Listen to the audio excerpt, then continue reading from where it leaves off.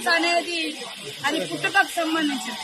అంటే ఈయన తోటి బీఆర్ఎస్ లో తెలంగాణ వస్తే కొత్త సాంప్రదాయాలు కొత్త విధానాలని చెప్పి వచ్చిన తెల్లారే టీడీపీలో ఉన్నటువంటి వాళ్ళను కాంగ్రెస్ లో ఉన్నటువంటి వాళ్ళను జైన్ చేసుకున్నప్పుడు వాళ్ళు ఏ జైన్స్ అనుకున్నావయ్యా నేను అడుగుతున్నా. 2018లో కూడా కాంగ్రెస్ పార్టీ నుంచి 13 మంది ఎమ్మెల్యేలను జైన్ చేసుకున్నావు. ఇవాళ వాళ్ళ పార్టీ నుంచి రాగానే ఇవాళ రకరకాలు మాట్లాడుతున్నారు. ఫస్ట్ నీ పార్టీలో జైన్ చేసుకున్నటువంటి వాళ్లకు ఏ జీన్స్ ఉన్నాయని నువ్వు జైన్ చేసుకున్నావు. నీకు చిత్తశుద్ధి ఉంటే ఇవాళ కోర్టులో పోయి కొట్లాడుతున్నావు కదా, మరి ఆ రోజు వెంటనే తీసుకొని మంత్రులుగా కూడా చేసారు. ఏది నీ నీతి అంటున్నా కేటీఆర్, నీ నీతి నీ రీతి ఏదయ్యా?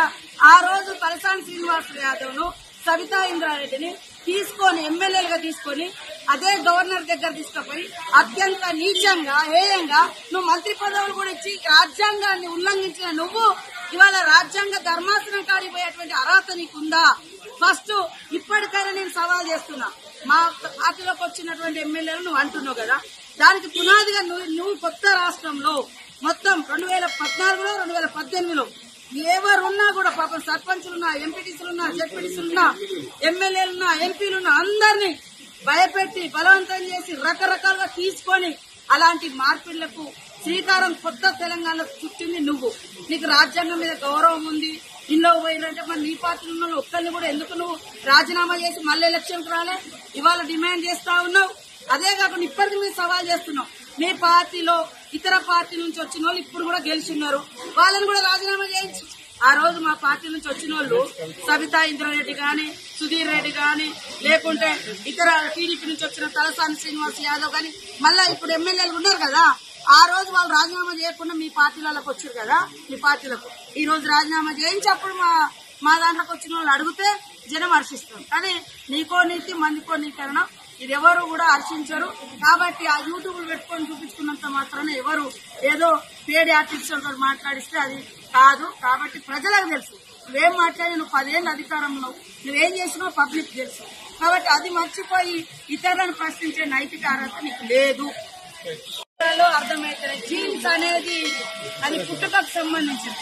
అంటే ఈయన తోటి బీఆర్ఎస్ లో తెలంగాణ వస్తే కొత్త సాంప్రదాయాలు కొత్త విధానాలని చెప్పి వచ్చిన తెల్లారే టీడీపీలో ఉన్నటువంటి వాళ్ళను కాంగ్రెస్ లో ఉన్నటువంటి వాళ్ళను జైన్ చేసుకున్నప్పుడు వాళ్ళు ఏ జైన్స్ అనుకున్నావయ్యా నేను అడుగుతున్నా. 2018లో కూడా కాంగ్రెస్ పార్టీ నుంచి 13 మంది ఎమ్మెల్యేలను జైన్ చేసుకున్నావు. ఇవాళ వాళ్ళ పార్టీ నుంచి రాగానే ఇవాళ రకరకాలు మాట్లాడుతున్నారు. ఫస్ట్ నీ పార్టీలో జైన్ చేసుకున్నటువంటి వాళ్లకు ఏ జీన్స్ ఉన్నాయని నువ్వు జైన్ చేసుకున్నావు. నీకు చిత్తశుద్ధి ఉంటే ఇవాళ కోర్టులో పోయి కొట్లాడుతున్నావు కదా, మరి ఆ రోజు వెంటనే తీసుకొని మంత్రులుగా కూడా చేసారు. ఏది నీ నీతి అంటున్నా కేటీఆర్, నీ నీతి నీ రీతి ఏదయ్యా? ఆ రోజు తలసాని శ్రీనివాస్ యాదవ్ ను సబితా ఇంద్రారెడ్డిని తీసుకొని ఎమ్మెల్యేలుగా తీసుకొని అదే గవర్నర్ దగ్గర తీసుకుపోయి అత్యంత నీచంగా హేయంగా నువ్వు మంత్రి పదవులు కూడా ఇచ్చి రాజ్యాంగాన్ని ఉల్లంఘించిన నువ్వు ఇవాళ రాజ్యాంగ ధర్మాసనం కాడిపోయేటువంటి అర్హత నీకుందా? ఫస్ట్ ఇప్పటికైనా నేను సవాల్ చేస్తున్నా. మా పార్టీలోకి వచ్చినటువంటి ఎమ్మెల్యేలు నువ్వు అంటున్నావు కదా, దానికి పునాదిగా నువ్వు కొత్త రాష్ట్రంలో మొత్తం 2014లో 2018లో ఎవరున్నా కూడా పాపం సర్పంచులున్నా, ఎంపీటీసీలున్నా, జెడ్పీటీసీలున్నా, ఎమ్మెల్యేలున్నా, ఎంపీలున్నా అందరినీ భయపెట్టి బలవంతం చేసి రకరకాలుగా తీసుకొని అలాంటి మార్పిళ్లకు శ్రీకారం కొత్త తెలంగాణ చుట్టింది నువ్వు. నీకు రాజ్యాంగం మీద గౌరవం ఉంది. ఇన్నో పోయినంటే మరి నీ పార్టీలో ఉన్న ఒక్కరిని కూడా ఎందుకు నువ్వు రాజీనామా చేసి మళ్ళీ ఎలక్షన్కి రాలే? ఇవాళ డిమాండ్ చేస్తా ఉన్నావు. అదే కాకుండా ఇప్పటికి మీరు సవాల్ చేస్తున్నావు. మీ పార్టీలో ఇతర పార్టీ నుంచి వచ్చిన వాళ్ళు ఇప్పుడు కూడా గెలిచిన్నారు, వాళ్ళని కూడా రాజీనామా చేయించి ఆ రోజు మా పార్టీ నుంచి వచ్చిన వాళ్ళు సబితా ఇంద్రారెడ్డి గాని, సుధీర్ రెడ్డి గాని, లేకుంటే ఇతర టీడీపీ నుంచి వచ్చిన తలసాని శ్రీనివాస్ యాదవ్ గాని మళ్ళా ఇప్పుడు ఎమ్మెల్యేలు ఉన్నారు కదా, ఆ రోజు వాళ్ళు రాజీనామా చేయకుండా మీ పార్టీలకు వచ్చారు కదా. మీ పార్టీలకు ఈ రోజు రాజీనామా చేయించి అప్పుడు మా దాంట్లోకి వచ్చిన వాళ్ళు అడిగితే జనం హర్షిస్తారు. కానీ నీకో నీతి మందికో నీకరణం ఇది ఎవరు కూడా హర్షించరు.